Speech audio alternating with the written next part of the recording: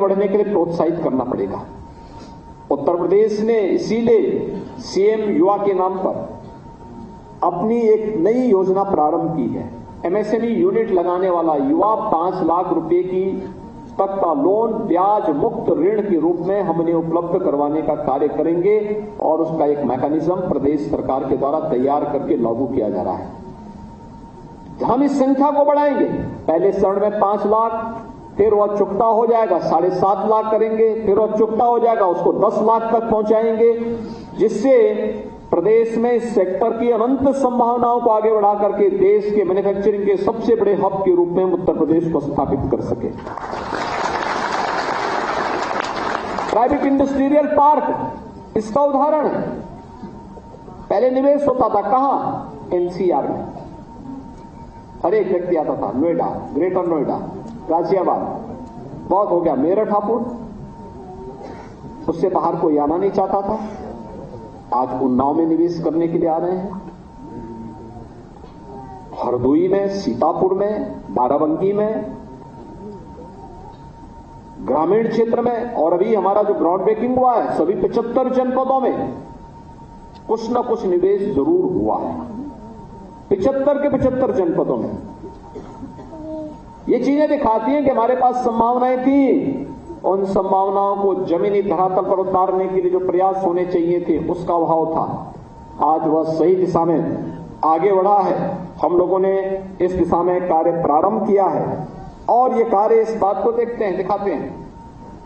उसका एक लघु चित्र हमारे सामने देखने को मिला था जब इंटरनेशनल ट्रेड शो हम लोगों ने ग्रेटर नोएडा में आयोजित किया था।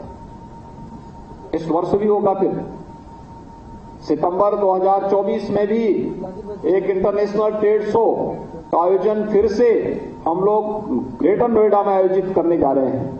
अभी से आप सभी तैयारी करें। प्रदेश के हमारे जितने भी मैन्युफैक्चर्ड हैं, जितने भी यूनिट्स हैं, जितने भी एमएसएमई यूनिट हैं, वे सभी लोग वहां पे फिर से अपने अपने उत्पाद को ले जा करके उसको वहां पे डिस्प्ले करें, बताएं लोगों के सामने उत्तर प्रदेश की क्षमता है। उत्तर प्रदेश इस क्षेत्र में आगे बढ़ा हुआ है, ये उत्तर प्रदेश के अंदर मौजूद है। हम उस दिशा में आगे बढ़े। सीएम इंटर्नशिप की स्कीम को भी हमें लागू करने की तैयारी करनी चाहिए। ये युवाओं को उसके इस कॉलेजेस के दौरान या उसके इंस्टीट्यूशन के दौरान जब वो अध्ययन कर रहा है, जब वो डिग्री ले रहा है, डिप्लोमा कर रहा है, उस दौरान उसके इंटर्नशिप के साथ जोड़ने और आपके पास सस्ता मैन पावर उपलब्ध कराने के साथ साथ प्रधानमंत्री मोदी जी की मंशा के अनुरूप एनईपी के लक्ष्य को प्राप्त करने में भी एक बड़ी भूमिका का निर्वहन करेगा। हमें देश के विकास के बारे में सोचना है और उस दिशा में कार्य करने की दिशा में जो कार्य प्रारंभ हुए हैं, ओडीओपी के सेक्टर में, विश्वकर्मा श्रम सम्मान के क्षेत्र में, अगर हमने अपने हस्तशिल्प को, अपनी कला को, अपने कारीगरों को, उनके हुनर को थोड़ा भी प्रोत्साहित किया तो वे सब कुछ करने की सामर्थ्य रखते हैं, सब कुछ करने की सामर्थ्य रखते हैं। और ये आज हम सबको देखने को मिल रहा है। मैं आज के इस अवसर पर प्रदेश के जिन 2.5 लाख उद्यमियों को ये लगभग 31,000 करोड़ रुपए के लोन वितरित हो रहे हैं, इन सबको मैं बधाई देता हूं। वे समय सीमा के अंदर अपने कार्य को आगे बढ़ा दें और अपने कार्यक्रम को आगे बढ़ाने के साथ ही प्रदेश सरकार से कहीं भी कोई समस्या हो, जिला उद्योग केंद्र के साथ संवाद बनाएं, डिस्ट्रिक्ट एडमिनिस्ट्रेशन के साथ संवाद बनाएं। कोई समस्या होती है तो विभाग के साथ और मुख्यमंत्री कार्यालय के साथ संवाद बनाकर के इन समस्याओं का समाधान करने की दिशा में उनको आगे बढ़ना चाहिए। सरकार उनको पूरा सपोर्ट करेगी। प्रदेश ने इसके साथ ही प्रदेश का 11वां प्लेस पार्क उन्नाव में, आज मैं उन्नाव में ही जा रहा हूं और मुझे प्रसन्नता है कि जाने के पहले हम लोग वहां के प्राइवेट इंडस्ट्रियल पार्क को यहां पे उनका चेक भी वितरित किए हैं। मुझे पूरा विश्वास है उन्नाव में यह प्लेस पार्क समय सीमा के अंदर तैयार होकर के अपने भूखंडों का आवंटन करने के साथ साथ वहां पे एमएसएमई की यूनिट लगाने की कार्रवाई को भी तेजी के साथ आगे बढ़ा पाएगा। प्रदेश के अंदर विश्वकर्मा श्रम सम्मान और ओडीओपी योजना के अंतर्गत टूल किट वितरण, उनका प्रशिक्षण होने के साथ ही उन्हें टूल किट वितरण का भी कार्यक्रम आज यहां पे संपन्न हुआ है, फिर से हुआ है। इस प्रक्रिया को हमें और तेजी के साथ, नई टेक्नोलॉजी के साथ, नए तरीके से आगे बढ़ा करके उनकी ग्रेडिंग की प्रक्रिया को भी आगे बढ़ाने की आवश्यकता है।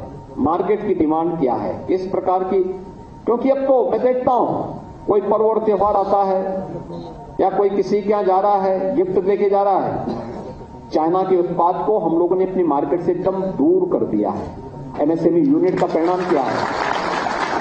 इससे बड़ा राष्ट्रवाद और क्या है? अगर हमारा कारीगर, हमारा हस्तशिल्प और हमारे घर में बना हुआ उत्पाद मार्केट में छा रहा है, हमें उसको प्रोत्साहित करना होगा, प्रेरित करना होगा, उसके लिए एक प्लेटफॉर्म देना होगा। और पर्व और त्योहार का इससे अच्छा आनंद और क्या हो सकता है कि हमारे लोगों के द्वारा बनाया गया उत्पाद हमारे मार्केट में छा रहा है और दुश्मन देश का उत्पाद मार्केट से दूर भागता जा रहा है। लोगों ने अघोषित रूप से स्वयं उसका बहिष्कार कर दिया। दीपावली हो, विजयादशमी हो, ईद हो, क्रिसमस हो, किसी भी पर्व और त्योहार के समय हम लोग देखते हैं कि अब यहां का बना हुआ उत्पाद यहां के मार्केट में देखने को मिलता है और उसमें उत्पाद तो अच्छा होता ही है, साथ साथ हमारे कारीगर, हमारे हस्तशिल्पी और हमारे उद्यमियों के चेहरे की चमक भी इस बात को बताता है कि अब उनको लगता है कि भविष्य उनका उज्जवल है। उनकी विरासत को संरक्षित करने का जो कार्य इन योजनाओं ने किया उसको भविष्य उज्जवल है। और मैं इस अवसर पर चाहूंगा कि विभाग अभी से तैयार करे, जो हमने कॉमन फैसिलिटेशन सेंटर अलग अलग जगह जनपदों में हम स्थापित कर रहे हैं, वे ग्रेडिंग तय करें, मार्केट की मैपिंग भी करें, किस प्रकार की डिमांड है उस प्रकार का प्रोडक्ट भी अगर हम उपलब्ध करवा सकें, जिसको पैकेजिंग के साथ जोड़ करके अच्छे तरीके से आप प्रस्तुत कर देंगे तो यह पूरे देश के अंदर छाने में इसको देर नहीं लगेगी, बहुत देर लगेगी नहीं। और मुझे पूरा विश्वास है कि हम सब इस कार्यक्रम को आगे बढ़ाने में सफल होंगे। मैं एक बार फिर से एसएलबीसी को ये लगभग 31,000 करोड़ रुपए के ऋण वितरण के लिए हृदय से धन्यवाद देता हूं। जिन 2.5 लाख उद्यमियों को आज ये ऋण वितरण होने जा रहा है उन सबको बधाई देता हूं, उनके प्रति मैं अपनी शुभकामनाएं देता हूं। विभाग को इन अभिनव कार्यक्रमों को त्वरित गति से आगे बढ़ाने के लिए भी हृदय से धन्यवाद देते हुए प्रदेश के सभी एमएसएमई के जितने भी हमारे उद्यमी हैं उन सब से मैं आह्वान करूंगा, रजिस्ट्रेशन की प्रक्रिया को समयबद्ध तरीके से आगे बढ़ाएं। जिला उद्योग केंद्र तेजी के साथ इस कार्यक्रम का अधिक से अधिक प्रचार प्रसार करें और सबको रजिस्टर्ड कर लें।